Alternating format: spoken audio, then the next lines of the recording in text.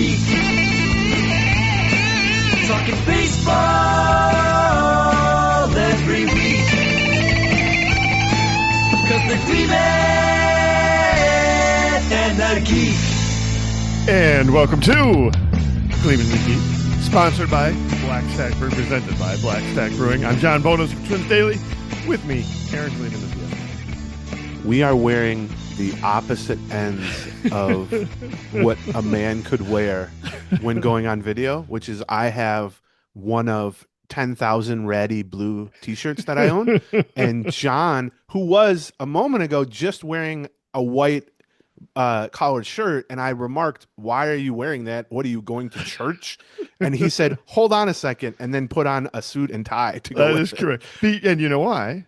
Because we're going to a high-end restaurant tonight, and I figure we better suit up for it. Well, this is I might wear this. So I don't know. We are going to a restaurant tonight. We'll see how let's see how this show goes first. Okay. Aaron and I decided we often I was going to say we often break bread. What we actually do is often shred meat, shred flesh together with our barbecue buddies, and maybe we'll get to that later. Not a euphemism. God, not a euphemism. Please.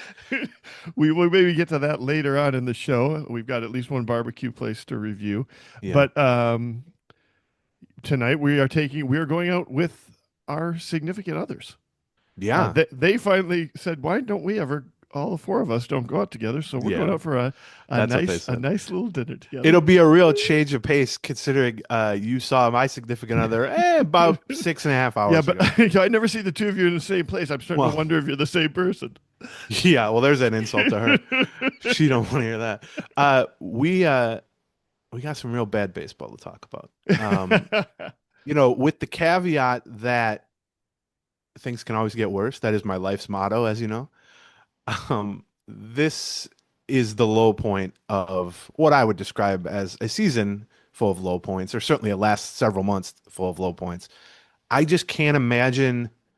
I mean, I can't imagine it getting worse, but I think even with this team, it was arguably worse last year. But well, yeah, I'm talking about this year. Yeah, right, that's right. This season, you get swept at home 4 games by the worst team in the American League in terms of overall record, which is the White Sox. But beyond that, you fold in last year when they had the literal worst record in modern baseball history. The reigning worst team in baseball history. The way I would describe them is, and we've seen plenty of them over the years, obviously, like this is truly one of the worst handful of kind of multi-season teams in baseball history. They come to Target Field and sweep you, not 3 games, 4 games. And the Twins had leads in these games. I mean, these were very winnable, should win, especially given the level of competition. Games that were then lost because of bullpen implosions, which is the precise thing that everyone saw coming after they unloaded basically the entire bullpen at the trade deadline. This is what we talked about at the time. We were like mildly surprised initially that there weren't implosions right off the bat, like the first week or so. And it's kind of creeped towards more, this is what we thought was coming in terms of the bullpen. I mean, these are just ugly, multi-inning, multi-run implosions. And don't forget to add on empty stadium. Yes, this was my third kind of rock bottom. Okay. Which is keep going layers. This thing has many layers. We really need to unpack it all. Yeah. Nobody was at these games. And that's coming from someone who was at the game. So and I know the announced attendance, which as we've discussed over the years, when they announce attendance, and this is not unique at all to the Minnesota Twins, it's every major league team does this, Major League Baseball team, and I'm pretty sure all sports do this. When they say the attendance for tonight's game is 26,414, well, that just means we sold that many tickets. Right. Do they care how many people are in the seats? Sure. I mean, you'd like all those people to show up, and you'd like them to buy hot dogs and beer and park and all that stuff. But when they say attendance, when you look at MLB totals across the league, those are tickets sold straight up. They don't care. It's not butts and seats. That's a totally different number. Yes. Which they used to be more willing to talk about that number. Like, we had this many in this state. The gate, right? Yeah, they know the gate. Yeah. Believe me. Right. They just don't tell. They certainly can't tell me. But let me tell you, the announced attendance, the tickets sold for the last three, not that the first game was amazing either, but the last three games of this series were 11,000 something, 11,000 something, and 12,000 something. Yeah. Those are, I believe, the three lowest attendance figures for September in the history of Target Field, and they occurred consecutively. And let me tell you, if there was half that many people in the crowd, Right, yeah. I will be just absolutely floored. And particularly last night, weather played a huge role. There was a 90-minute rain delay. It was just sort of miserable overall. To your point about how they count it, There were I'm hundreds of people. Like, yeah, I'm pretty sure the Twins have counted me now as an attendee to 87 games, something like that, of their 81 home games, because we've got the Twins Pass, right? Yeah. So as Twins Pass, it's $60 a month. You walk over. We often we probably go to a third of those games, something like that. But you get standing room only tickets to all of them. But all of I've got a quote unquote ticket that was sold for all of 81 of those games. And when somebody else gets me a good ticket that I can go sit in someplace, I still have that ticket, and I've got the Twins Pass ticket, which you're not allowed to sell those or display those electronics. So yeah, I've been to, I don't know how many home games they've played, but I've been to more games than they have actually had. Yes, you're padding the numbers. And this exact scenario actually came up several months ago when it was clear that attendance was going to be really, really bad, even when they weren't yet playing horribly. Like they were sort of a frustrating but mostly 500 team through a couple of months. And I wrote a big thing about the attendance and how they were on pace to be the worst in Target Field history. That's obviously going to come true. We can talk more about that. And I had talked to multiple people with the Twins on the business side who I said, what's the season ticket base at this point? Is it under 10,000? And I was told in no uncertain terms by people I trust, multiple people, that yes, of course, the season ticket base is under 10,000. And I wrote that, and I got very big pushback from members of the organization who said, well, that's just not true. We have more than 10,000 season tickets. And I said, well, are you counting like these, pay $200 and get into every game, whether or not someone comes? Are you counting weird partial stuff? And yes, it became clear to me that they were counting that. And I said, well, we're going to agree to disagree on this one, because the fact that you've changed the definition of season tickets to inflate the totals, and you're counting John Bonus having attended 400 out of the 80 games, that doesn't. It's not relevant to me. It might be relevant to you. I assure you, the people with the Twins Pass don't get several season ticket holder type of perks. Well, and by the way, the point for a team to sell season tickets, obviously, is one, to just have fans there, but to make money. And these tickets where you pay $30 a month or whatever it is, and you can just walk into the ballpark whenever you want, and you bring your friends. It's like, well, that's not actually generating any money. Now, who cares about that? But so yes, I can also look at your point on what the attendance was the last 3 days. I also can confirm we were there on Tuesday night, which was Bark at the Park night, right? It was Bark at the Park night, which means, and just so everybody knows, the dogs have to buy a ticket. Yes. So that 824, or I can't remember exactly what the number was on Tuesday, right? Also included, I would say at least 200 of those were dogs. Yeah. And their owners have to buy special tickets and special sections. Yeah, that's right. That would be an example of one where we were counted twice, because we already had our tickets, but if you bring your dog, we have to buy a ticket for the dog, and then you also have to bring another ticket. You have to buy a ticket as well for a human to accompany said dog. You've got to buy 2 tickets. Yeah. So, and I mean, look, these are probably not unique accounting loopholes and tricks to the Twins, but from my perspective, who cares? Like, I don't need to abide by that. I'm trying to figure out real things. And here's what lays bare the notion that they have significantly more than 10,000 season tickets. They're announcing attendance of 11,000. Right. Well, if you really had to, let's say, 11,000 season tickets, that either means you sold 0 additional tickets or you're full of it.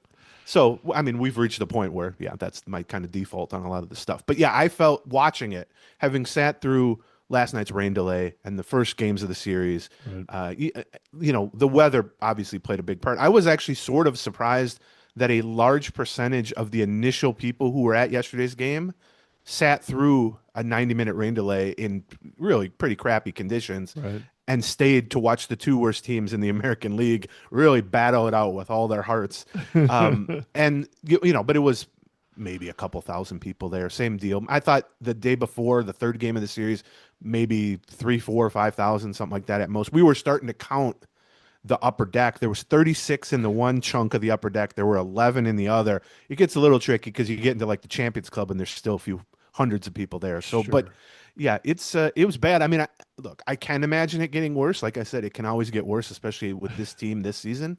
But it's going to be hard with, 22 games left or whatever it is to outdo or to fall beneath getting swept 4 games at home to what has been the worst team in baseball for some time now, to lose at least 3 of those games with blown leads via bullpen implosions from a group that was completely shredded at the trade deadline, and then to do so in front of dozens, Right. including John Bonus 15 times, even though he wasn't at the game yesterday.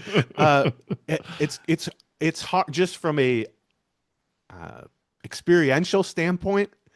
It's going to be hard to beat that or to fall beneath that. Let's hope. I mean, my God, if we're sitting here at any point in the next 3 weeks and we go, well, we were wrong, this got way worse. Ooh, I don't know. I might have to start wearing a suit for a funeral or something. Yeah, but right. so it was bad. They've now lost 6 in a row to the White Sox, which even last year I would have told you that was impossible. I think they went like 12-1 against the White Sox. Yeah, last they year. did. Yeah.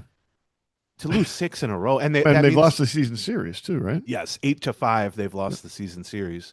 I would say it's unfortunate they don't have more games against the White Sox, but maybe it's fortunate they don't have more games. The totals now, they're 11-21 since the trade deadline. And you can do the math on that. That's 100+ loss pace, obviously. Yes. They are 15-29 since the All-Star break, which is also 100 loss pace. And both of those are the worst records during those respective time periods in all of Major League Baseball. And so when we talk at the beginning, I'm assuming there are at least like 3 White Sox fans who are like, why are you guys so confident that we're the worst team? I'm just saying that literally. Like they have the worst record in the American League. Right. And they had the worst record last year. We had some discussions about whether or not we could catch them for that last spot. So the handful of White Sox media members who were in the press box, they've been watching this thing for multiple seasons. They've seen a lot of bad baseball overall, but against the Twins. And I was saying, they're not going to be caught or catch, depending on your point of view, the White Sox. I mean, they're still like, 9 games ahead of them with 22 to play. It's not going to, and they have no head-to-head matchups. However, I am certain of 2 things, having watched this series and the previous series in Chicago when they lost the last 2 games of that. One is, in terms of just the roster on the field today, the Twins are worse than the Chicago White Sox. I have 0 doubt about that. The White Sox actually have some young hitters who are hitting. Yep. The White Sox have some relievers who can at least sort of hold leads. I'm certainly not suggesting they're anything but a bad team, but the Twins are beyond a bad team. And just in terms of what you're putting on the field at this very moment. And the other thing I'm certain of personally, now this is more subjective, I suppose, if this season went 1 more month than it does, they would be caught by the White Sox. Because the White Sox are 9.5 games. It's hard. Well, you're right. We've got almost a full month left, and then we would have yet another month. If there were 50 games left instead of 22 games left, something like that. I mean, first of all, the Twins are just in absolute free fall mode, collapse mode, like you said, for the 2nd straight season. The White Sox, even setting aside the fact that they've won 6 straight from the Twins, they've actually won some series and they've been somewhat competitive, and you can see the roster. You can see at least the makings of a decent lineup with Teal and Montgomery and some of the other guys. So yeah, I'm it's depressing to say that, believe me. I wish I weren't saying that. But I do think that's true. If you're good news for you if you're a lottery person, or I was just about to say, if you really want to look at it from the other perspective, half glass full. Yeah. 2 things about that. One, they now have to go 11-11 as we record this on Friday. They're in Kansas City now to start a series. They would have to go 11-11 or better to avoid 90 losses. That ain't happening.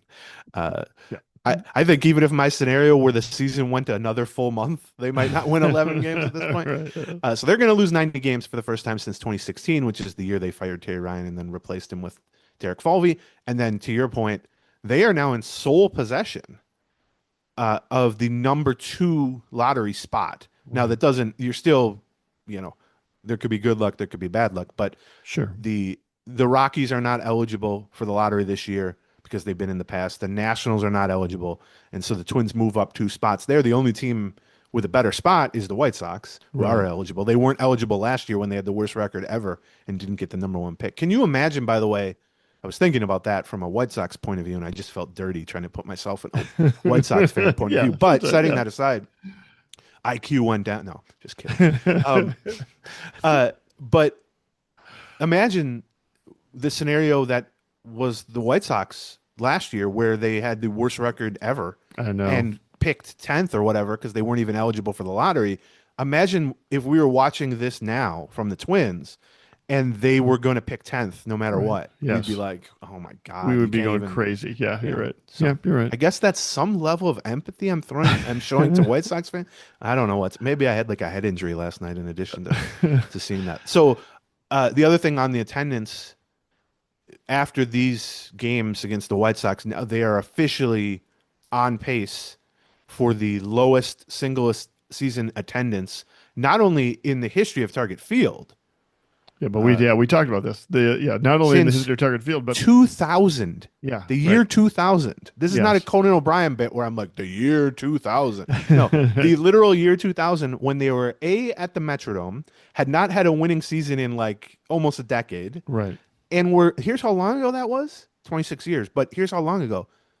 They were managed by Tom Kelly. Yes. And it wasn't even his last season as manager. That's how long ago was. It was that the year that the payroll was like $21 million? Yeah, I mean, that was because 2001 they started to win, at least in the first half again. That was Kelly's last year. But so that year, they're on pace right now for like 1.79 or something like that, 1.78 something attendance million. 1.8 is the lowest full season figure, not counting the COVID years. In Target Field history. But I was actually sort of surprised when I went to look back at the late stage Metrodome attendance. Good attendance those last 10 years. Yeah. Now, the tickets were dirt cheap, and that played a part in it. But the team was pretty good from like 2002 on. It was also being driven by season tickets because people were excited about the upcoming Target Field. Yeah, you mean like really late, like 08, 09. That's right. But even like 05, 06, 07, they were drawing, 2 million essentially in a lot of those seasons, and that is a pipe dream at this point, despite the fact that as much as I love the Metrodome, and I really, when people crap on the Metrodome, I get it. Sure. As a person who grew up going to games at the Metrodome, first of all, it's what you get used to. Like, it's just, I guess.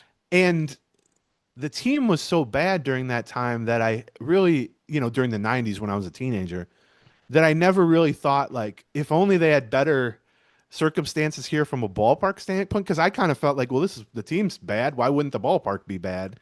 Yeah. And I also, just as a young person who didn't have any money but liked baseball, sure, it was amazing because they just like let you in. They didn't care. Right. Sometimes I think they gave me $5 to go to games. I think one year we bought full season tickets for $99, and on top of that, they threw in a autographed bat, a Kirby Puckett autographed bat for $99 for one ticket. We would get that and a autographed bat. Yeah, I mean, I would go, like, get a couple buddies when you're like in junior high or whatever. You could go with $5 and be fine, and you could eat too. Like, so anyway, that's Old Man Gleeman talking about how big prices have changed. There you go. We should say, speaking of Old Man Gleeman, if you want to see how old we look or just how sexy John looks in his suit and tie. Exactly. I feel like you're going to get warm and you're going to have to start stripping pretty soon. Absolutely not. That's also a bonus for video too. We are, if you're listening to this and you're only a listener, you could also check out YouTube where we do Friday shows on video too. The whole episodes, and then throughout the week we kind of pull clips. We also show clips from the Patreon. So if you're not a Patreon subscriber, but you want a little taste of certain topics or certain clips, we post those on YouTube. It's just the Gleeman and the Geek YouTube channel. And when you do that, you're going to see we should just mention our presenting sponsor. We're going to see Black Stack Brewing up there in the upper right hand corner up here, where your That's because they're a presenting sponsor of Gleeman and the Geek, and we're very excited to have them as presenting sponsor of Gleeman and the Geek. I'm so excited that they're going to be serving the beer at my daughter's wedding. Yeah. And I'm going to congratulate her on timing the wedding just about the time they have put out a new beer that I find absolutely fantastic. They released it to the public on Tuesday, the day after Labor Day. And the reason they released it that day is because up until that day, it was only available at the Ballpark Cafe at the State Fair. And I will tell you, I was a little worried that I might drink enough of it that they would not be able to release it, but I think they are still, in fact, releasing it. It is the Metrodome, speaking of Metrodome, Hazy IPA. And let me just tell you that John is being truthful. He's not just saying this because they're our presenting sponsor, which we do love them for that. Right. But as John mentioned earlier, we went for barbecue a few days ago just to go have lunch. And about 40% of the 20-minute car ride was John telling me that he was at the state fair. And you don't even like hazy IPAs. Yeah. And he drank 8 gallons of this beer. He was like, it was so good. And I'm like, okay, buddy. Yeah. And the good news that, listen, they've always been known for great beer, and you've been able to find their great beer at their tap room, which is at 94 and 280. It's a big tap room. It's a great place to go. They've got a 190-inch big screen. You can go check out the stuff, and they've got a variety of good hazies. But now they're also available all over the state of Minnesota for the last year and a half or so. They've had a new distributor, so you can find them all over the state of Minnesota, from Grand Marais to Rochester, Winona to Fargo. But it doesn't just stop at the border. They're also distributing in Iowa and Wisconsin and North and South Dakota and even Arizona. And I understand Washington. And I think Florida is coming up soon. And you're going to be able to find, hopefully, that Metrodome Hazy IPA. But if not, try their local 755 New England IPA. That's their flagship. Try their Slopes Pilsner. It used to be Slopes French Pilsner, but people didn't know what a French Pilsner was, so they just changed it to Pilsner. Makes it a lot easier. Slopes Pilsner. I've got people coming in from Philadelphia for the wedding that are just like, I want to try this Slopes Pilsner. And they do, because they're going to like it. The Pull Tabs Pale Ale, the Uncut Jams, the Strawberry Rhubarb Sour. You're going to be able to find them all over the Midwest region now. So either stop by Blackstack Brewing, your 94 280, or even easier, ask for them at your local liquor store. Our next sponsor. Now, John was smart enough, is Prize Picks, and John was smart enough last night not to go to the Twins game and to instead go to a bar and watch the Eagles-Cowboys game with his wife, who's an Eagles fan. Well, we should note. Yes.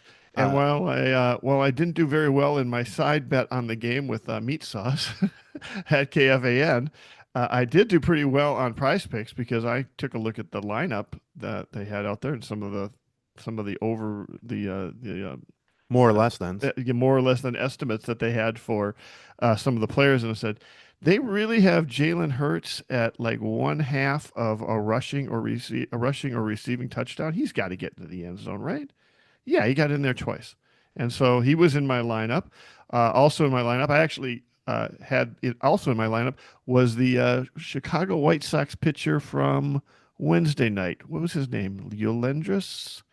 You're asking a lot from me to remember these games. I took a look at the lineup he was facing and said, "Oh, he's going to get a lot of strikeouts versus this Twins lineup," and that worked out pretty well. And as a result, I'm $50 richer today from playing Prize Picks. But if you go out there today, you can take a look at all the NFL slate this weekend. I will tell you there is one out there for Lamar Jackson for a half yard. One of the things Prize Picks does is you're picking more, less than on all this stuff like John said, but they also will occasionally just give you like a free square. Right. And they say like, take Lamar Jackson. He's going to get more than half a yard probably on like the third play. That's our little bonus to you. Like that's our little helper for you. Yeah. And here's the other thing. If you download the Prize Picks app today, use the code Gleeman, to get $50 in lineups after you play your first $5 lineup. So that's code Gleeman, Gleeman, to get $50 in lineups after you play your first $5 lineups. Prize Picks, it's good to be right. Yeah, I took a look at those, Aaron. What do you think of JJ McCarthy half touchdown passing? They're going to get him a passing touchdown, right? Yeah, it's fine, but the ad's over, so we do a show now. I just need to check, but make sure I'm making some money. All right, you're on your own for that. I don't need to help you for that. You're a great football mind, as PA would always say. No, that's right. Okay, so setting aside, hopefully, just for our own sanity, that 4-game series. Like I said, they're going to Kansas City. They're already there. which everybody involved loved the rain delay, I'm sure, because they were getting on a plane right after the game. As of this morning, or last night especially, the rotation for the Kansas City series, which is Friday, Saturday, Sunday, was TBA Friday, Joe Ryan Saturday, Bailey Ober Sunday. I don't know when this will actually be announced, but TBA is short for Pablo Lopez. That's right. Yeah. And so he has been out since he got hurt on June 3rd in Sacramento with that godforsaken mound in Sacramento. Yeah. So he's missed over 3 months, and it's been a real kind of eye-opener to watch step by step the process he's gone through to get to a point now where he's got about 3 or 4 weeks that he can actually pitch, hopefully. And, Pablo's pretty open about talking about the rehab process and all that. And he's just a friendly guy. So if you go up to him and you say, how you doing? He's going to give you more than the usual grunt and fine. And so to watch, it's been very interesting for me to, like, each homestand, I kind of go up to him and check in first game of each homestand over the last several months and be like, okay, where's the progress at? What are you doing? And first it was like, oh, now I'm just resting. Then it was like, I'm doing some catch work. Then it was like, oh, I'm, long tossing. Now I'm back on a mound, but only throwing bullpens. Then I'm throwing live BPs against actual teammates, which we watched a couple of times pregame at Target Field. Then he went on a rehab assignment. He's made 3 rehab starts for the Saints. The last of which I think he threw 5 2/3 scoreless innings and had like 6 or 7 strikeouts. Velocity's been pretty good. He has truly built back up kind of brick by brick. Yeah.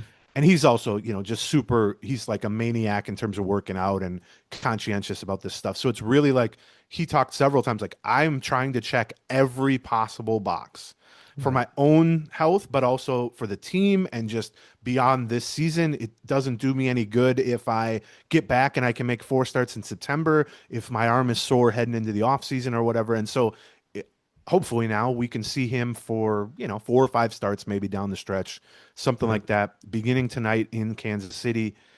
I do feel like he's just become sort of out of sight, out of mind, obviously. Of course. At the point he went down, he was probably either their second or third most important player, and he was having a great first half. He was headed possibly to the All-Star game again. Yep. He had a 2.90 or a 2.80 something ERA. He had made like 11 or 12 starts. He was just pitching extremely well. I mean, pure Pablo Lopez. Yep.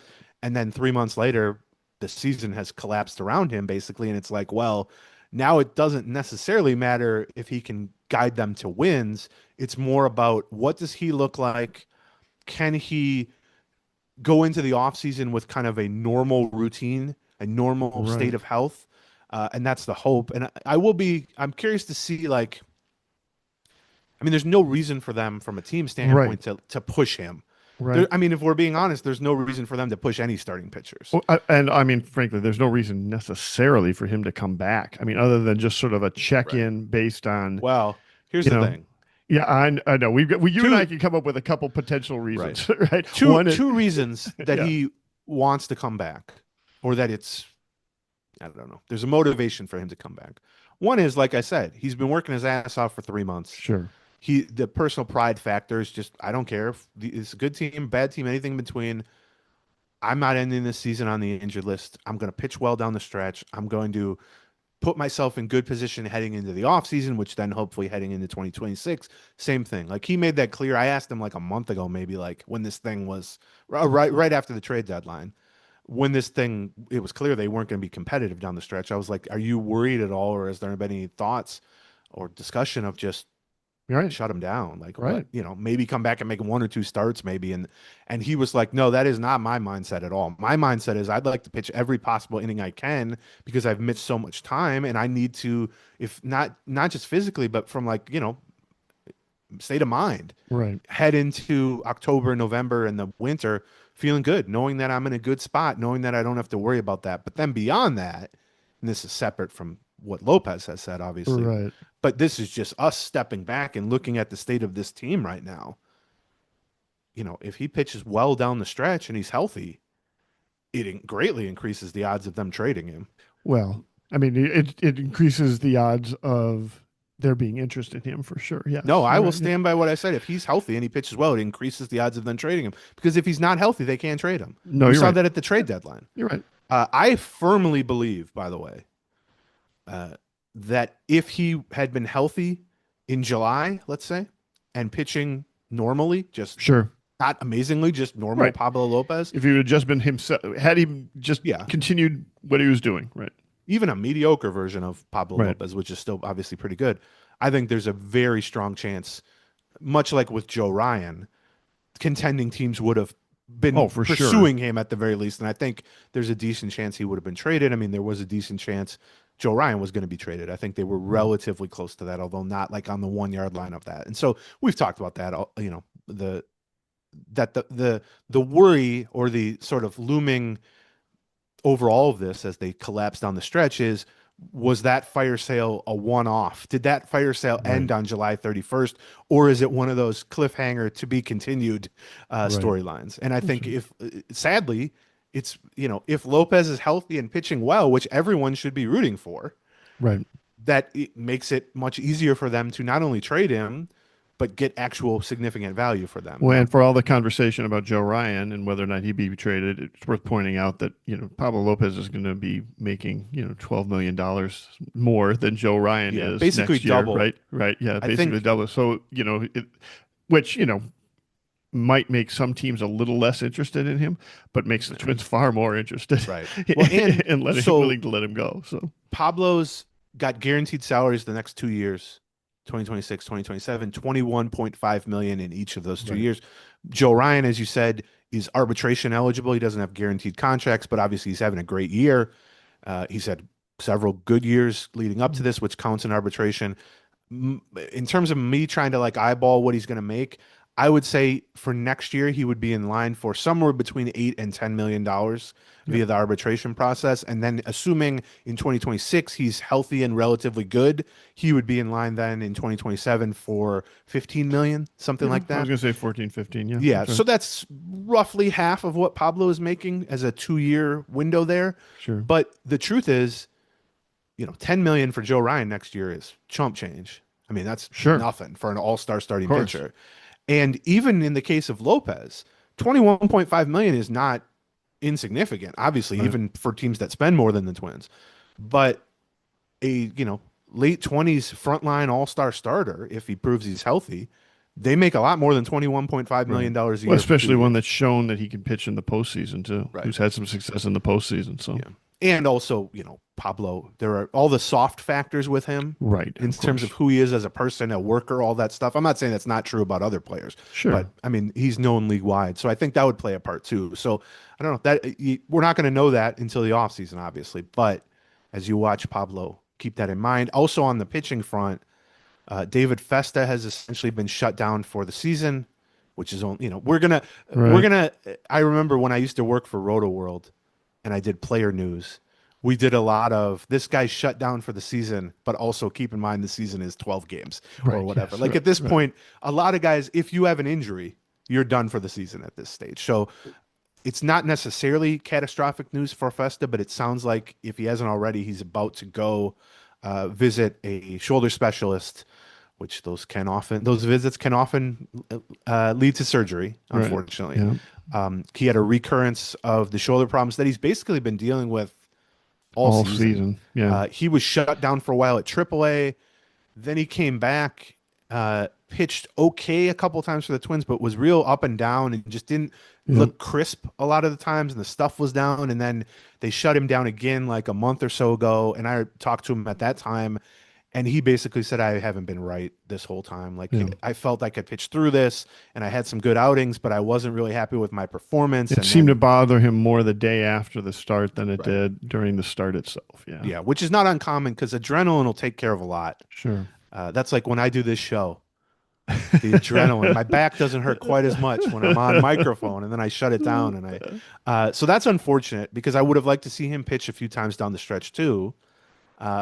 But he's going to be shut down, and obviously surgery is in play. But I haven't heard anything about the likelihood of that. I suspect when it happens, we'll know. But and then the other thing for the rotation is Mick Abel, the 24-year-old now right-hander they got as the second piece of the Duran return from the Philadelphia Phillies.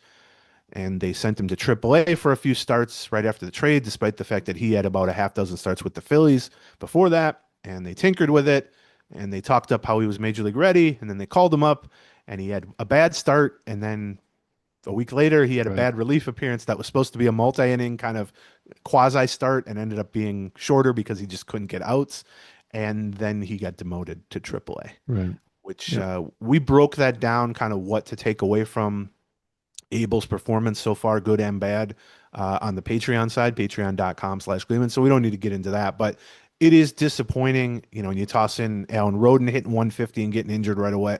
Right. You toss in James Outman looking, to me, terrible, and actually a lot less good defensively than I expected too. And he's also hitting, 150 with a million strikeouts. That's the bigger concern.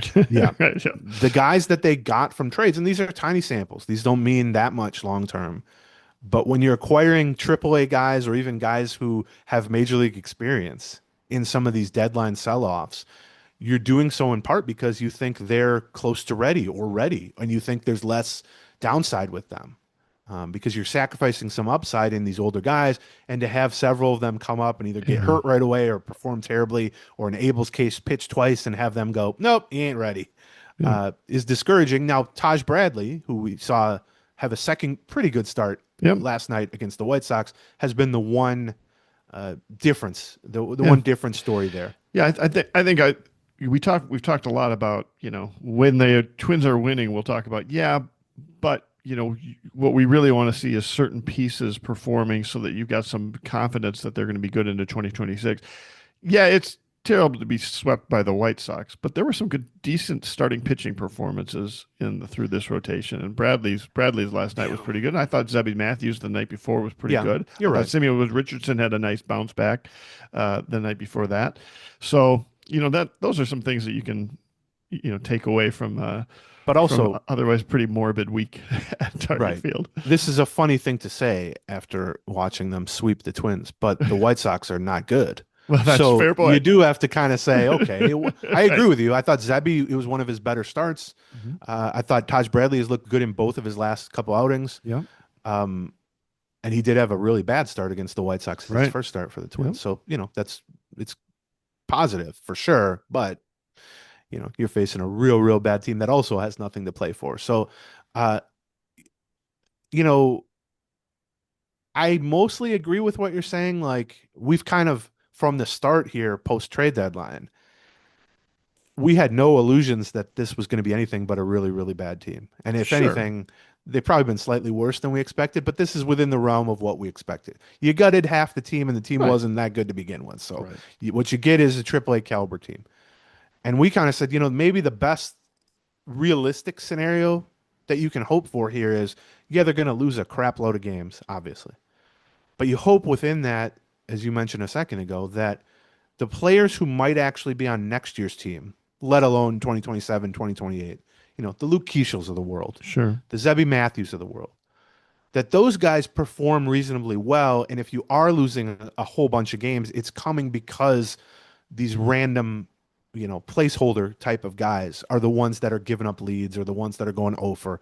And there's been some of that, but I will say, particularly offensively, we have not seen, other than Keaschall continuing to be amazing. Like, he's looked amazing offensively. Right, yeah. 4 for 5 last night. Amazing.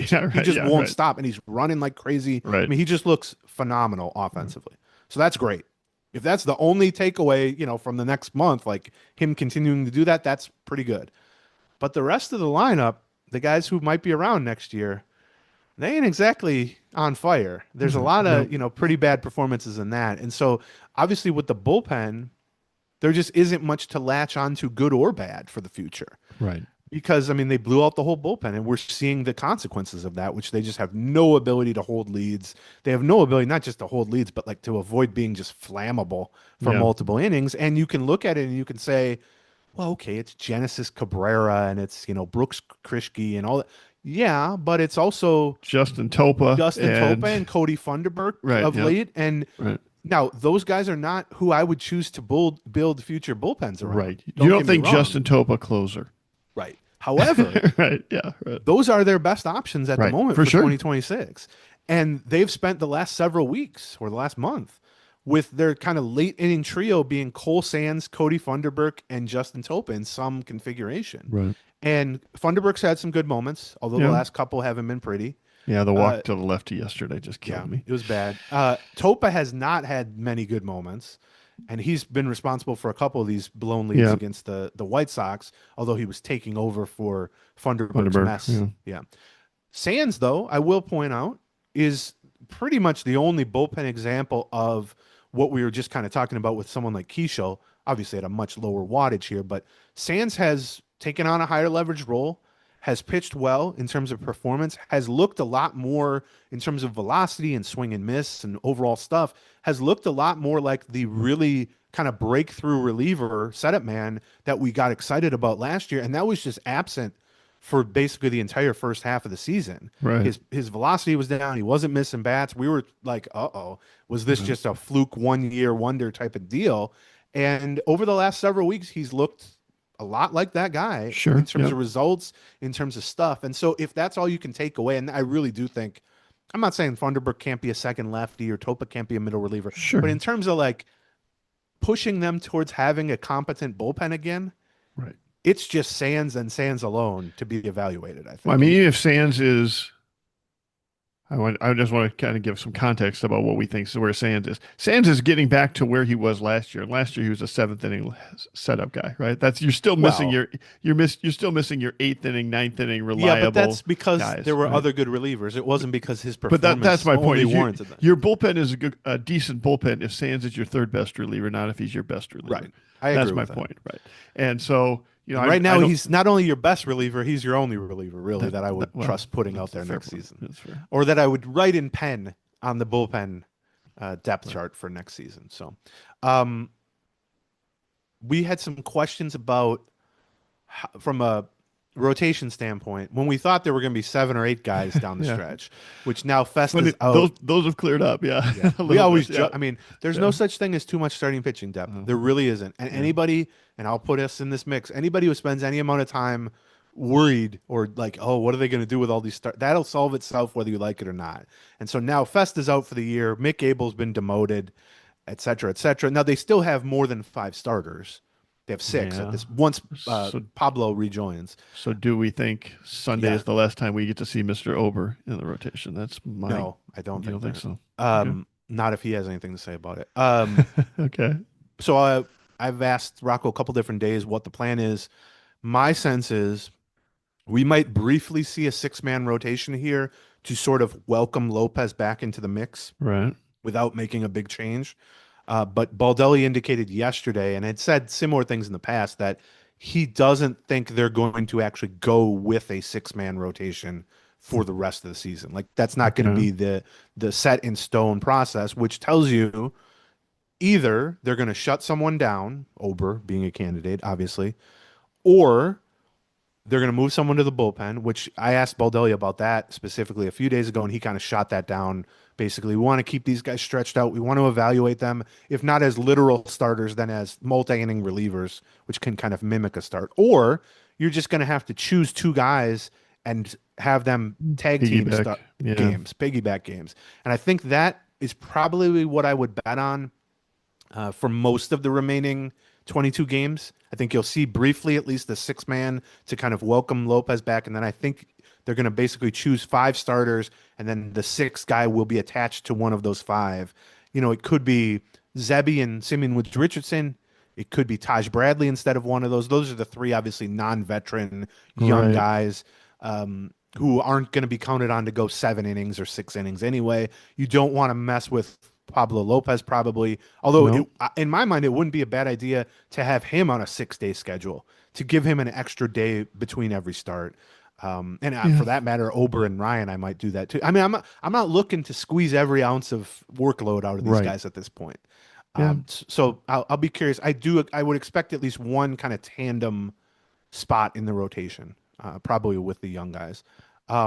Taking a look at the schedule, and they're right in the middle of the longest stretch of the second half of the season. But once they get through this road trip, they've got 3 off days left over the last 3 weeks of the season. So, it's not like it's not like boy, we really got to have all the arms available. You're going to have a fair amount of time to get some guys some rest. So I don't Yeah, know. and I mean, even if you stick with a 5-man rotation for the bulk of that, there's going to be situations where they get an extra day of rest anyways. So it maybe that's part of their process there. But uh, before we talk about some roster expansion, some Byron Buxton love, and a few other news and notes here, let's talk about our second batch of sponsors here. One of them is BetterHelp, and the way BetterHelp works is if there's something in your life that you want to talk to someone about, it's been gnawing at you, you know, you want to try to fix it, get better at it, whatever it is. I know some days you wake up once in a while, you go, today'd be a good day to talk to someone about it. And that Yeah, can be rare. yeah, And on those days, what you don't want is any sort of speed bump or barrier for entry. You yeah, want to be able to talk to someone. And a lot of times with traditional in-person therapy, it's difficult to line that up in a timely manner. It's difficult with insurance, all that stuff. BetterHelp, go to betterhelp.com. They can set you up typically within days with a real licensed therapist that can be tailored to your specific issues, but then also tailored to, if you want to do a video call, you do a video call. If you don't want to be on camera, you do a regular call. If you don't want to be on the phone, you can type back and forth in a live chat. They can tailor it to whatever your level of comfort is, and they can also set you up in a timely manner with somebody who is specifically equipped to talk to you about whatever you want to talk to. yeah. All you have to do is fill out a short questionnaire that helps kind of identifies what you're up to, and then they match you up with somebody for that to try to get it right the first time.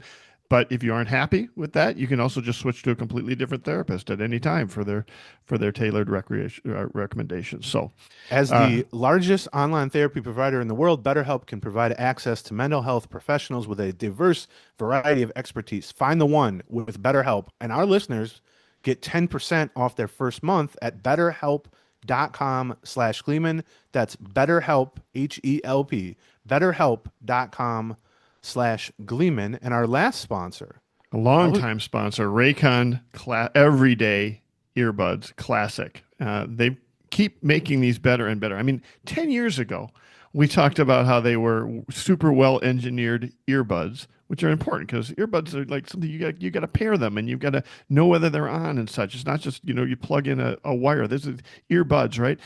10 years ago, we talked about how well engineered they were. Now they just keep getting better. The newest ones are packed with upgrades, active noise cancellation, multi-point connectivity, so you can pair with two devices at once, and a super comfortable fit.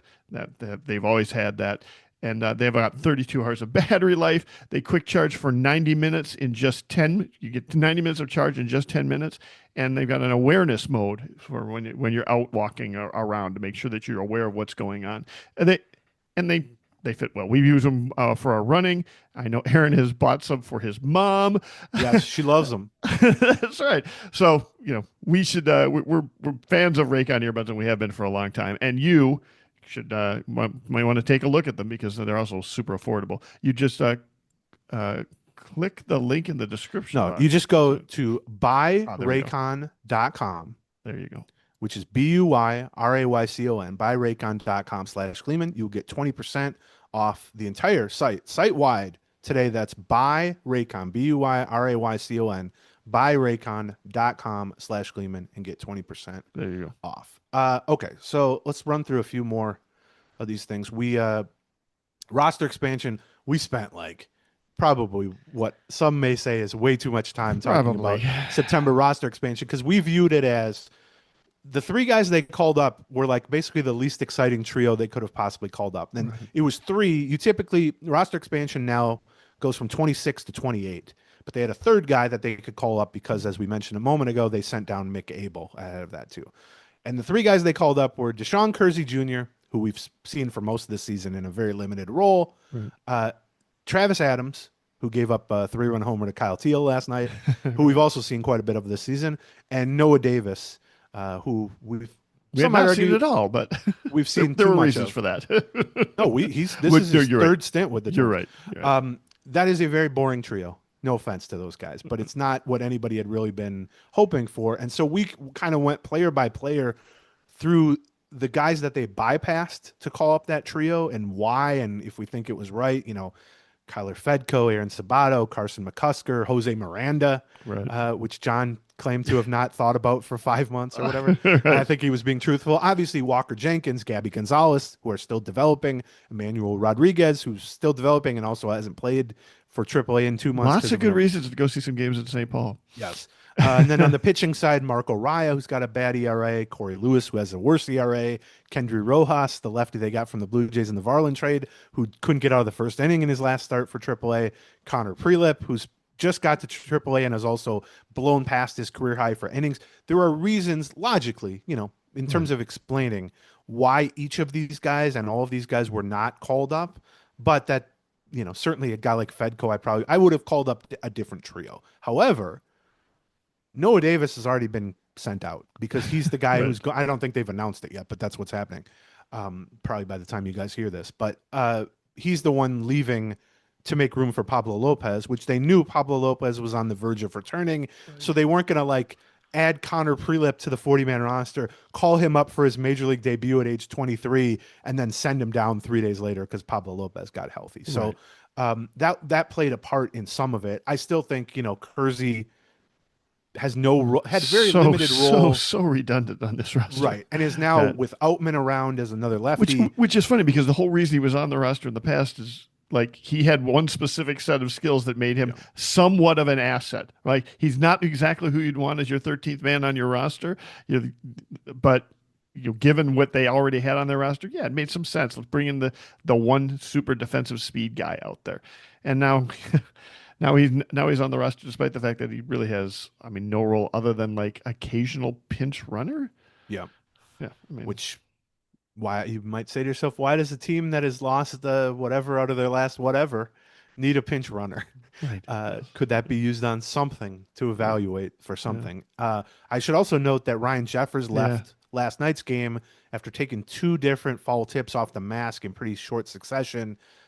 They said that he has a head contusion, which means a bruise, but obviously the concussion aspect always looms over this. So that they said the initial kind of testing that he did during the game last night was relatively optimistic. They were maybe he's avoided something, but we know with the Twins' history with concussions, you don't know anything till days later. They're going to have to evaluate him today. So it does make me wonder if he needs to miss some time, which hopefully that's not the case. But even if he's out for a few days or something as they evaluate him, then Mickey Gasper is your lone catcher. So I wonder if they might reverse course on one of these call-ups, Kersey, let's say, and call up Johnny Pareda, who's their third catcher, their kind of AAA catcher, just to have the catching depth back. But if you want a player-by-player, a very lengthy, some might say too lengthy, discussion of why they didn't call up each of these other guys that I ran through there, patreon.com/game in what was it, Tuesday's episode maybe? Yeah. We kind of went through that. We also, we've spent more than the last episode, but we've been marveling at Byron Buxton for quite a while now, 10 seasons but specifically this season. Right. And we did a whole segment on the last Patreon just kind of running through all the accomplishments and career highs, and he stole third base for the first time. I told a probably too long story about that whole thing of interviewing about that and why did it take you so long to steal third and all that, which it involved him, sneak preview of that story. It involved him going, AJ Pierzynski. Yes. Maybe my favorite Byron Buxton reaction to any question I've ever asked him in my entire life. It is weird though. I'm pretty sure, assuming he's decent health and he plays okay down the stretch, which, we'll see. I'm pretty sure he's going to finish top 10 for MVP. And I'm pretty sure Joe Ryan's going to finish top 10 for Cy Young. Certainly he's going to get Cy Young votes. Yeah. How often, there have been plenty of bad teams, right, including some Twins teams in the past, who have had a guy on MVP ballots and on Cy Young Award ballot.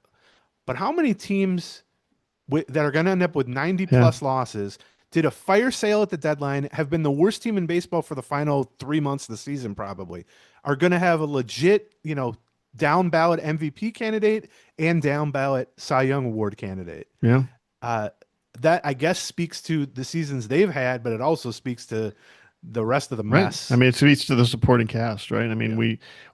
we said it over and over and over this season. The core that they thought was going to be there, those two stepped up, and the rest of the core just kind of disappeared. Yeah. I mean, I'm not blame. We thought we had on the pitching side Ryan and Lopez and Ober. Well, Ober gets hurt and Lopez gets hurt, and Ober never really kind of is the same guy. And suddenly you've just got Ryan, and then the tertiary figures as well end up getting hurt or not succeeding. Festa gets hurt. Zebby Matthews kind of gets hurt, doesn't take the next step. Simeon Wood Richardson regresses a little bit.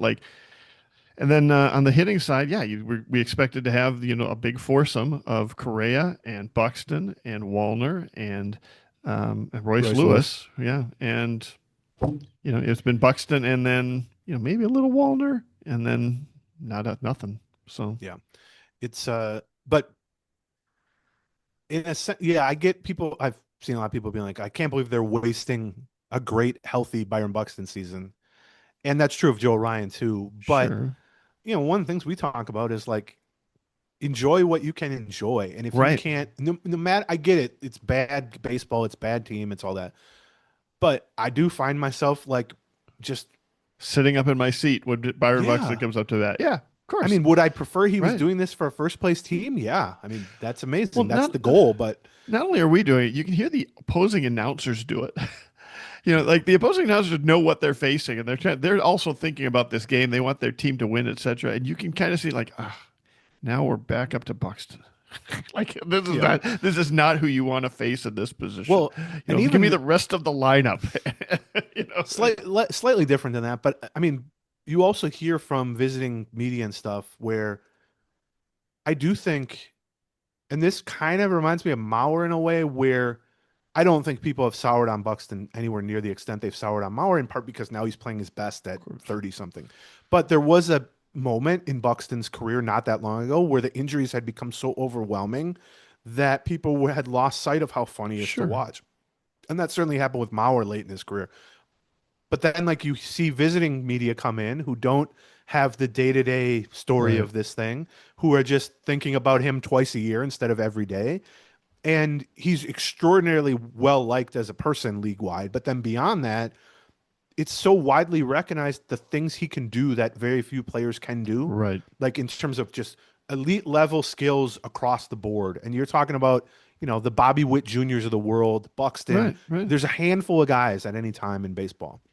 And I do get the sense that it's whether they lose to the Twins or they win against the Twins as a team, these visiting people, I do get the sense there's you know what? I'm happy that we're actually seeing. Yeah, right. And certainly I'm happy for that. And, Buxton, he's got a career high 29 homers now with a month almost remaining. He's up to 21 for 21 on stolen bases, which means he's the 7th Twins player to have a 2020 season.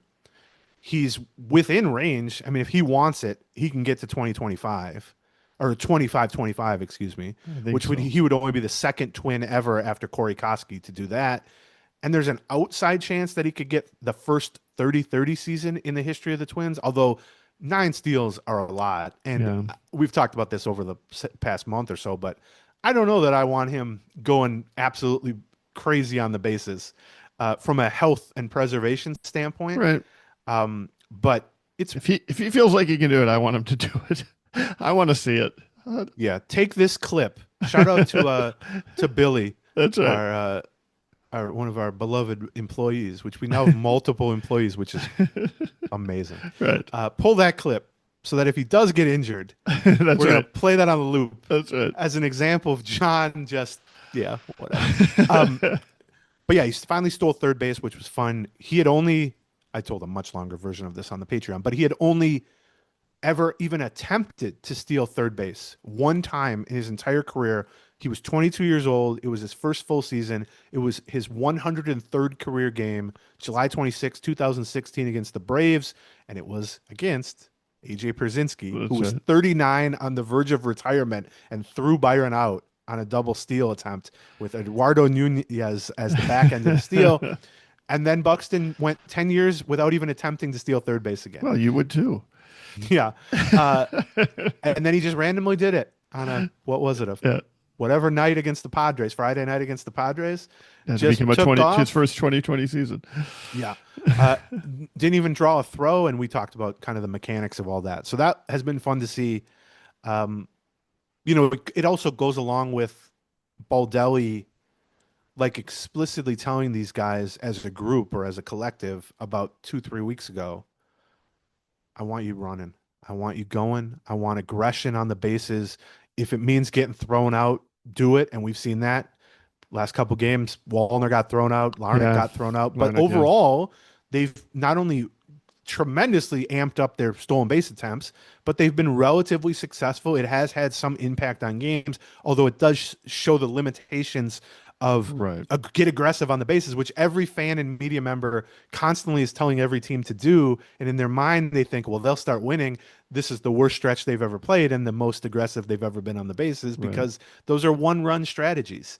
And when your pitching staff gives up 10 runs, one-run strategies doesn't really matter. No, it's entertaining. I do think, for guys like Wallner, they needed the nudge in that direction to be like, just do it. We don't care. Some other guys, obviously, Keaschall, Buxton, Austin Martin, those guys, that's a big part of their game anyway. But I do think the nudge that Baldelli said he gave them on several occasions, like with speeches, in the clubhouse post-trade deadline, did probably lead to Buxton stealing third.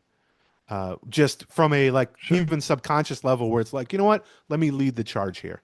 And just going off. So it is fun to see what, more so than just the entertainment value, which, these games are not a lot of fun to watch in general, but I do kind of hope it opens their minds. And I don't even mean Baldelli. Baldelli would love to have teams like this. Right. Yeah. He's always, what we saw from the Brewers was what Baldelli would like to, like the Minnesota Twins to be. Right. Here's how I know that, by the way. One, that was the player type he was. Right. He was just all raw speed, athleticism, and aggression. That's what he was. Yep. Number two, he comes from the Tampa Bay Rays as a player, as a coach, as a front office guy, and as a scout. And there's no team over the course of 20 years. I know the Brewers are doing it at the highest level now, but the Rays consistently have been speed and defense, athleticism, base running aggression, stolen bases, all that stuff. That's where he comes from. Because they can't afford OPS. Right. Right. Power they hitting can't afford the big sluggers. Right. Yeah. It costs money. And beyond that, in the brief windows where he's actually been provided with a roster that at least has 3 or 4 fast guys on it, whether it was Willie Castro a couple of years ago, whether it was, Harrison Bader earlier in the season, Buxton once he's healthy this season, or now with Keaschall and Austin Martin, we see when you give him any semblance of athleticism and speed to work with in terms of personnel, he gives him the green light. Go run. Yeah, but the problem has been the front office has just consistently built one of the slowest, least athletic rosters in the league over his entire time as manager. And so it's like, yeah, I could tell these guys to run, but it's going to be a net negative. Now they've at least gotten to a point where it's still not a fast roster, but there's at least a handful of guys who are capable of running, and maybe 2 or 3 others like Wallner who are like, you know what, maybe you got a little stolen base ability that we haven't tapped into yet. But I kind of would like to see them have enough success with it down the stretch that it can be sort of a proof of concept for next season. And I don't mean so much for Baldelli, because like I said, he would love to do that. But I mean like a proof of concept from a front office standpoint, particularly if they're going to be shedding payroll and they're certainly not going to be signing big sluggers in free agency, to be like, what if we lean more into bench guys being speed guys? What if we lean more into, if all things are equal, maybe we play Austin Martin a little bit more in the outfield because he's got some speed? I would personally, especially for next year, which I don't expect them to hit very well, I would like to see them maybe lean into that a little bit more, if only for my eyes and your eyes. It reminds me a little bit exactly the opposite of 2008, 2009, 2010, 2011, right? Where they had the Piranhas, and that became sort of the team identity. And then, once the fast guys couldn't do it anymore, they kept trying to run, and it didn't go particularly well back then. And this is, the opposite of that is the 2019 Bomba squad, which they just, which was Baldelli's first year. This is his introduction to the team. He's talked openly about, to run with that team would have been stupid. I believe he said I quickly realized my best bet as a first-year manager with that team, which won 100 games and hit the most homers ever, Right. was sit on your hands and shut up and let them hit That's right. homers, and then make your pitching changes late when you have an 8-5 lead. Once you have that sort of shift in like, okay, here's what we are. You've got that identity. Right. It does take a few years to kind of shake it. Now it's been 6 years since then, right? But I think to your point, Baldelli probably would have liked to have moved on that identity change earlier. What we've seen is valuing people being promoted up through the minors and having success in the minors, but not having success in the majors, Right. who were not that type. Edward Julian is not that type. Right. They had they had a lot of Larnach's guys. not that type. Right. Right. Yeah. Those guys, Miranda, etc., where it Right. was like, if this guy doesn't hit, the whole premise of this guy is that Right. he's going to hit. And if he doesn't hit, he's a negative defensive. He's a negative as a runner. Right. He's a negative. They got to get away from that. And I'm not asking them to lean into and become the Brewers where you're stealing 200 bases. That'd be okay. I mean, it's working, obviously. Right. I just think you need to diversify your attack. Yeah. If you're hitting the most homers ever, lean into that. Go hit a million homers. But that hasn't been the case for a while now. They're at, I think they're average in homers. Like, they just don't have hitters. And so you need to then find other ways to score, whether it's small ball. I'm not a huge fan, but okay. Yeah. If you execute it well, I actually don't think they've executed the bunting and that sort of thing well, but it can just be speed and athleticism that can get you runs, and it can score when your hitting is not coming through consistently. You can try for one run with those strategies and actually just, at least put something on the board there. And, to lean into that would require the front office changing their MO in terms of who they go after, the rosters they type of build, the skill sets they like to put in bench roles and things like that. But I do think there are the pieces in place internally, whether in the majors or the high minors, to do that. I mean, look, Buxton, if healthy, he's 21 out of 21. He's still one of the fastest players in baseball, obviously. Luke Keaschall. Right. I mean, he's very fast. He's not like elite speed. He's very good speed. I've never seen a guy look faster. Right. He is such a high effort runner. The ball got away. He was on first and he got on third. They sent him back to second because the ball got out of play last night. Okay. I never saw, he looked like a cartoon character running fast. Like, it was we'll trying to pull up at third base when that ball was bobbled in right field. When suddenly Tommy Watkins is like, put a break. Oh, nope. Okay, go. Yeah, same thing. Yeah, right. But I mean, he's certainly capable of not only stealing a bunch of bases, but being a very aggressive, high volume, go first to third, second to home, push the envelope for next season. Austin Martin, if he has a role in next season and he hits even a little bit, which he has right now, he can steal 20 plus bases. He's a good athlete. He's a good runner. Royce Lewis has even shown a little bit of base stealing ability, which is nice to see, because once upon a time, before the two torn ACLs, he was almost as fast as Buxton. He was going to be a 30-40 steal type of guy. And then going into the minors a little bit, I think Emmanuel Rodriguez is a speedy guy if he can get healthy. I think Walker Jenkins is a good athlete. Kalen Culpepper is a good athlete. There are guys who are either at AA or at AAA who can be above average in areas where they just have not been above average in. And I think that is probably going to be a bigger strength, or it has the possibility of being a bigger strength for the next core of the Twins.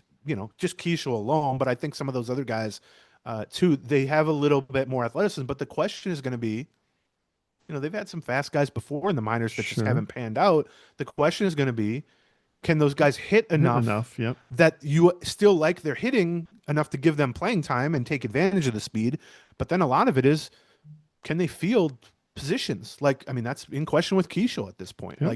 If he ends up in left field, well, that means you can't play Walker Jenkins and Emmanuel Rodriguez as the corner outfield. It does have somebody's got to play the middle of the diamond, whether it's Culpepper, whether it's whoever. So, but I do think on the horizon, there is the ability for them to lean more into speed and athleticism. And I wonder if the experience of the last several weeks and the final several weeks will be like a proof of concept for them to be like, you know what, let's lean into this a little bit more. I wanted to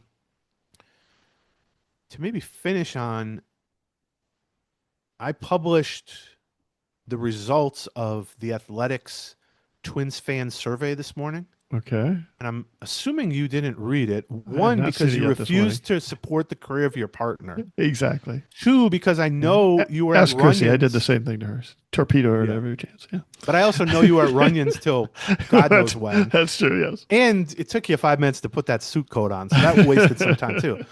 So last week, we put out a 14-question survey of Twins fans. And this is something that The Athletic has done for any number of teams. Russo just put one out a month ago for Wild fans. It's kind of a once-a-year thing. I've never done it before for the Twins, but they thought the timing of the Twins situation lends itself to putting out a survey. So it was a 14-question survey. We closed down the balloting, I think, Monday. And then I wrote up the results, which you can read today at The Athletic.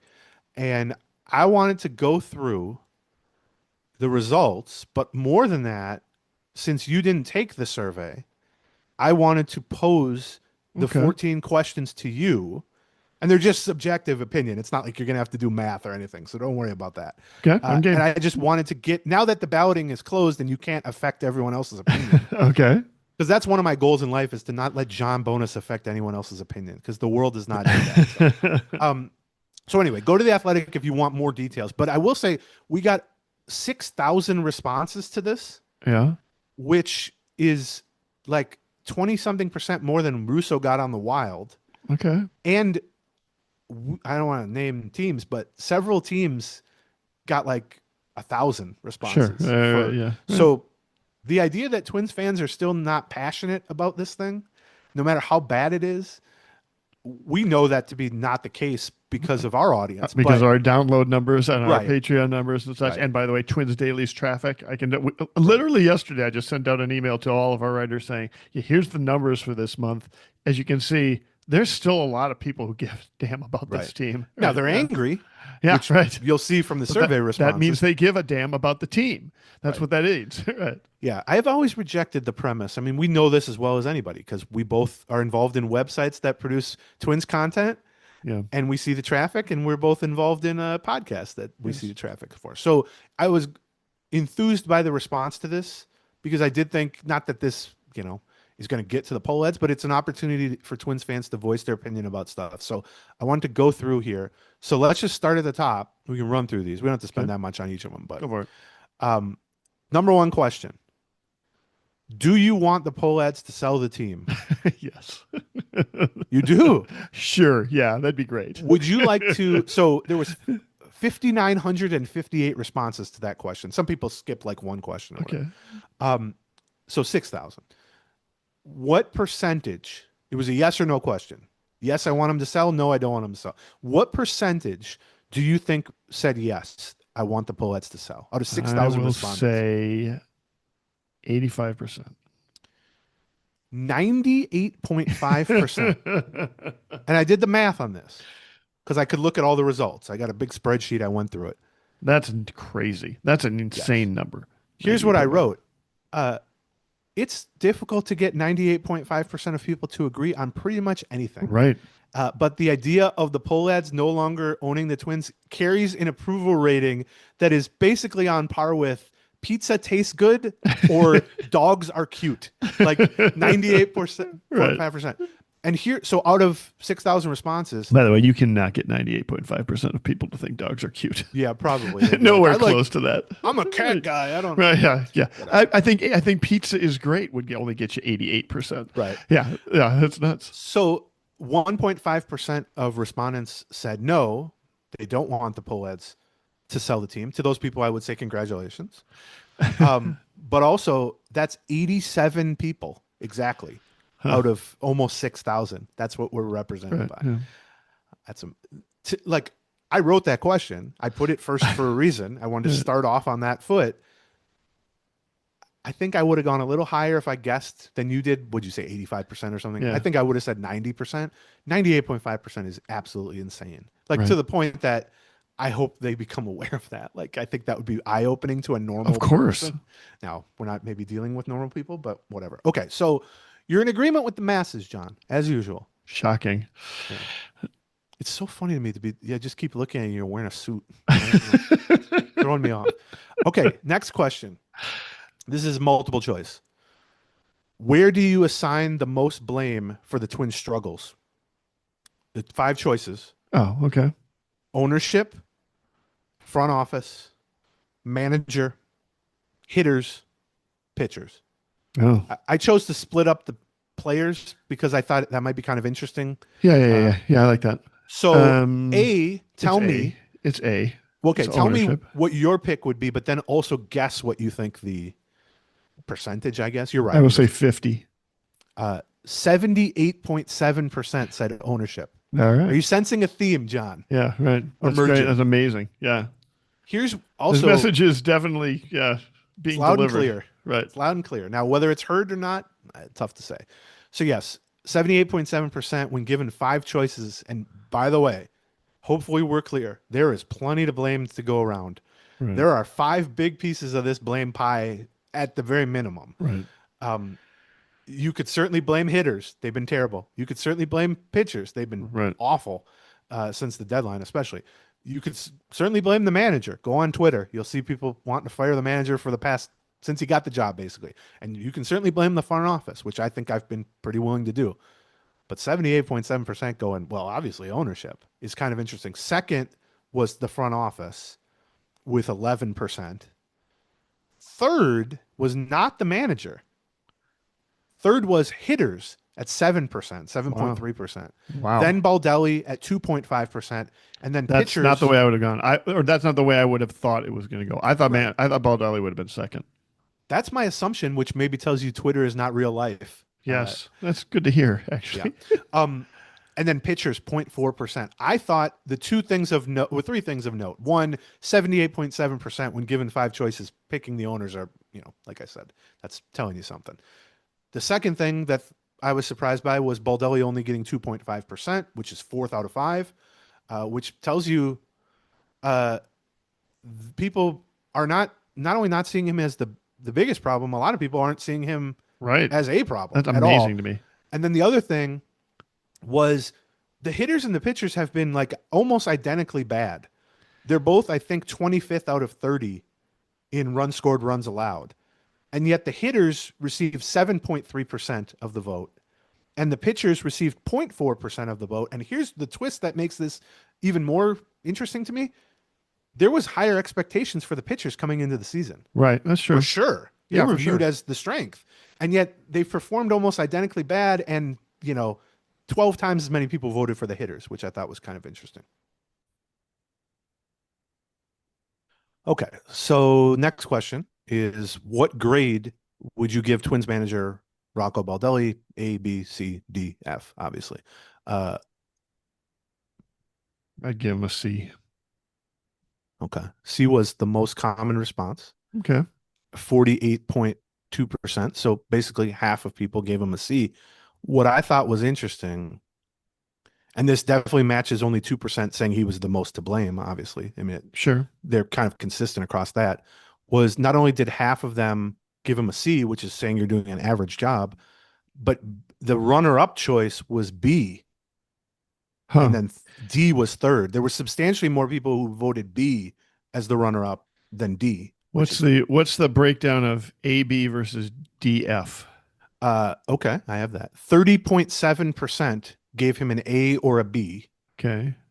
Compared to 30.7. Yes, almost 1/3 of people gave him an A or a B. Okay. Compared to 21% giving him a D or an F.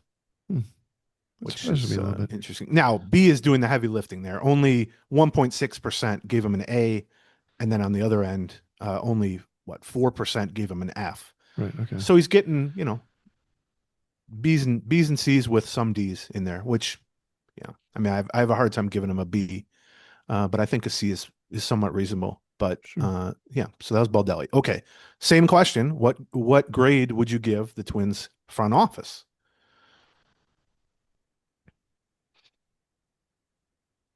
I'm gonna go B, but maybe C. All right.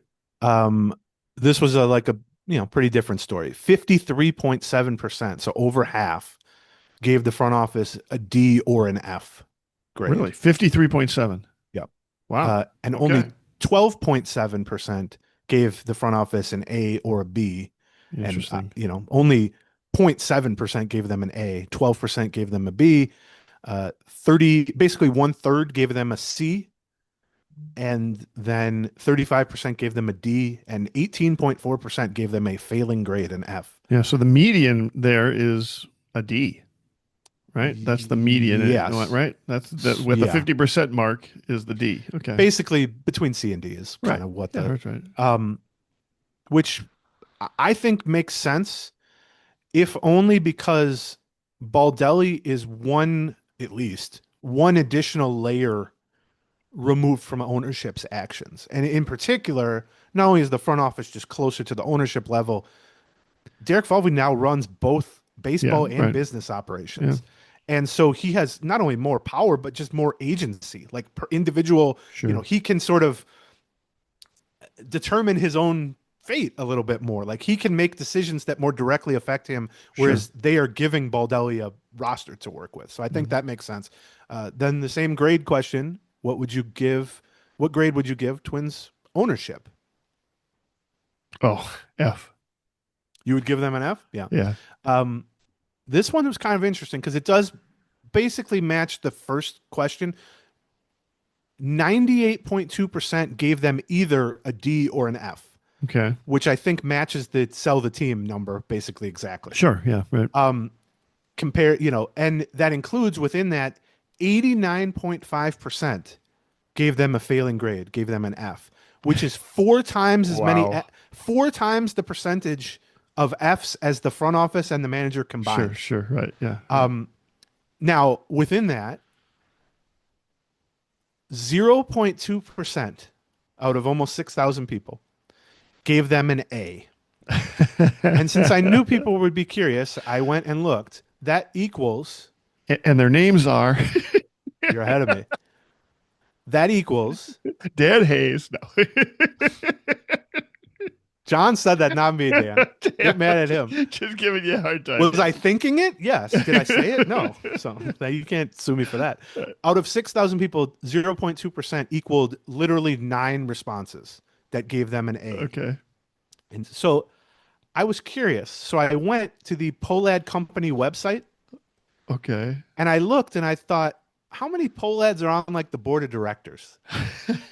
They don't have that listed, but what they do have is there's a page on, it is pohladcompanies.com. This is for real. I'm not like doing a bit. And there's a page there that says leadership. Sure. And it's all the people who run their various things. Like I said, 9 responses gave them an A.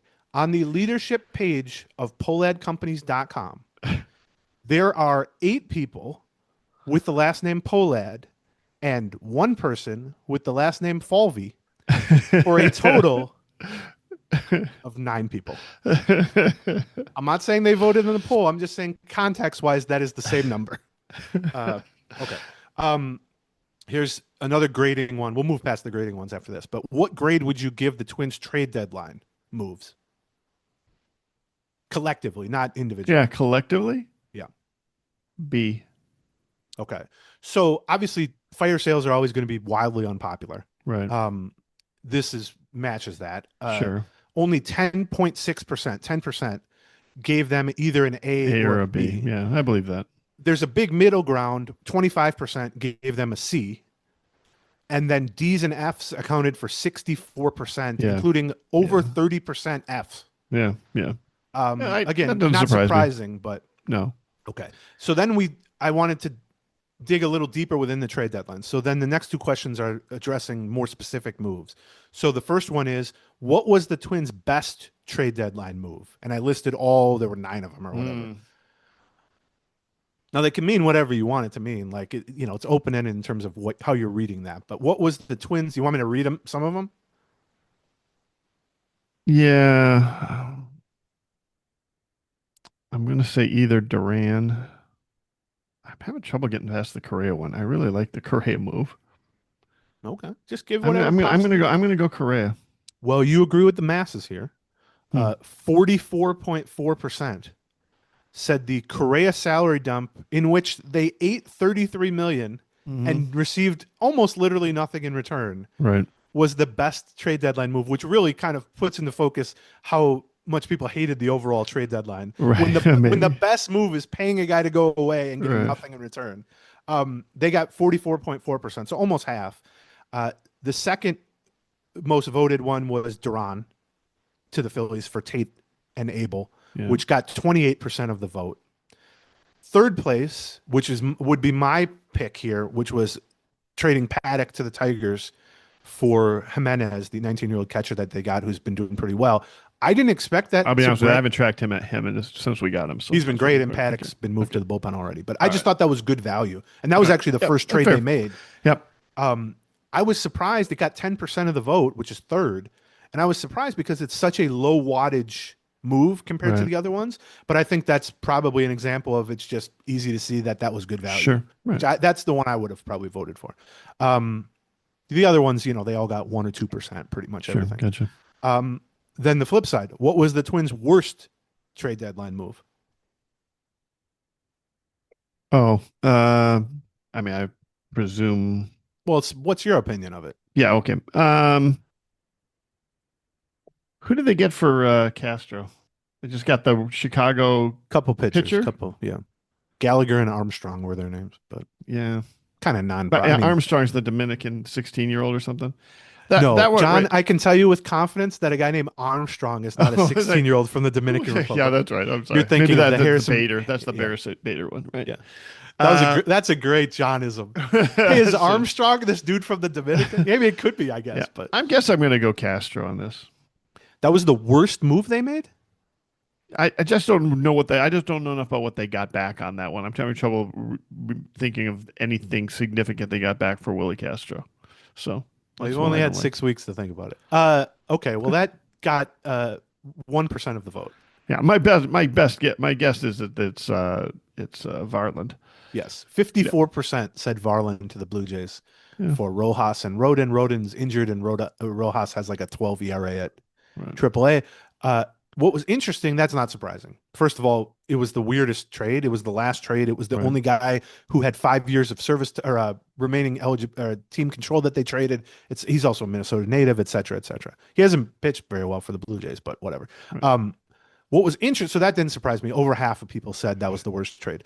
What surprised me was the number 2 and number 3 worst trades. Number 2 was Duran with 14.4%, and number 3 was Correa at 13%, and those were the number 1 and number 2 best trades, which basically tells me those are the ones that elicit the most emotion or the strongest feelings, because those are the biggest names that were moved. So it makes sense that the most people would like it and the most people would hate it, Yeah, I would suggest that really what that question, but the way people consider it, because they don't necessarily know that much about what they got back in return, the question is which person are you most angry had to leave? You know what I mean? I think a lot of people answer it that way. And the Varland thing, people thought that they have had this great reliever for 5 years, and then the other ones are just, they're the biggest names. So, okay, next one. Related to the trade deadline, but more forward-facing. Do you expect the Twins to trade Joe Ryan and or Pablo Lopez this offseason? There were 4 possible choices. Both, neither, only Lopez, only Ryan. What would you say to that? Oh, boy. I will say neither. 24% said neither. A quarter of the people said neither. 50%, almost exactly 50% said both. Huh. I was gonna guess that was gonna be, if you were gonna tell me one of them was 50%, I was gonna say it was gonna be Ryan only. Ryan only was actually the lowest, 12%, whereas only Lopez was 14%, but that goes back to the fact that Lopez cost twice as much. Right, exactly right. Which we discussed earlier. The fact that 50% of people said both, I think speaks to the lack of faith they have in this ownership and front office for sure. Caring about anything but for sure about 2026. Right. Okay, let's run through the last 3 here. Next question. Does the Twins ownership make you less likely to watch and or support the team? Yes. What do you think's the percentage there? Well, given the numbers we've had so far, 97%. 87.8%. Huh. Which means 12.2% of people said it doesn't affect them. And here's my theory on that. One, I think that shows the pull of fandom and just Sure. enjoying baseball, where there's going to be 10% of the people, this is 88%, the other one was 98%. I think there's 10% that's just like, I just want to watch baseball. Right. And, I'd probably be in that percent too. But I also think 87.8% is a very close match to the 89.5% that gave the pull ads an F grade. And that makes sense to me because if the owners are failing a team, that will obviously make fans less likely to support or watch. But anything short of actual failure, like even a D, the impact is lessened. I compared it to like continuing to eat at a bad restaurant as long as they're not giving you food poisoning. Right. Yeah. You know what I mean? Like, right. Yeah. So I think those numbers but yeah, 87.8% said less likely to watch or support the team. Let's see, there are 3 left. This question is, do you have confidence in the Twins coaching and player development staff to get the most out of young players? The choices were no, yes, and unsure. If you say unsure, I'm gonna say the answer is no. Yeah. And I'm gonna guess that was the most popular choice. 55% said no. I was gonna guess 60. So yeah, 32% said unsure, which that's fair because you don't see the inner workings of the player development. I don't see that either. Right. And 11% said yes, which I think I would probably agree with that. Here's one. How many games will the Twins win in 2026? Oh, here we go. You can just name a number. We have a sliding scale here. So okay. What do you think? 67. Okay. The 61 to 70 range, which is where that would fit, was the number one choice at 39% of people thought that. But also 71 to 80 was 31%. And here's the thing that I think surprised me. Only 4.8% think they will have a winning record next season. Or even a 500 record, 500 or better. 4.8%, which tells you 95.2% think they will have a losing record, which would mean missing the playoffs for the 5th time in 6 years. Right. At that. I also went average and median. The average win total predicted was 73. Okay. And the median That's a win fair total, number. the median was 70. Because people got kind of extreme on the ends, obviously, sure, to affect the average. Okay. Wait, there's two left. The second to last question. Who is your favorite Twins player? And this was just, you could list anybody. Byron Buxton. Yeah, obviously. 52.4% said Byron Buxton. Who do you think finished runner-up or third? Joe Ryan. Yep. 13% said Joe Ryan. Pablo Lopez. Pablo Lopez was fourth, 4.2%, which undoubtedly part of the Pablo Lopez thing is he's been out of sight, out of mind for. Keaschall finished third with 9%, which I think is due to a few things. One, he's been amazing. He's been incredibly fun to watch. Right. No doubt about it. But also, I think that's a nod to being a rare bit of optimism and a nod towards hope for the future of being like, this new guy who's been up a month is my favorite player already. But also it's a nod to the fact that nobody has seen him slump yet. Right. Like a year ago, Royce Lewis probably would have been number 2 or number 3 or something like that. Unfortunately, we've seen his weaknesses exposed a little bit more. But yeah, Byron Buxton, 54%. Joe Ryan was second. Luke Keaschall was third. Pablo Lopez was fourth. Royce Lewis was fifth. Only 4%. I was going to say, where was Royce Lewis and what was his number? Fifth, 3.7%. Then Brooks Lee, Ryan Jeffers, Matt Wallner, Walker Jenkins finished ninth, which hasn't even arrived yet. So yeah, that's kind of amusing. And then last question: do you feel the Twins front office and upper management are adequately transparent with fans? Adequately transparent with fans. I'm going to say people are going to say no. Yes, but what would you say? I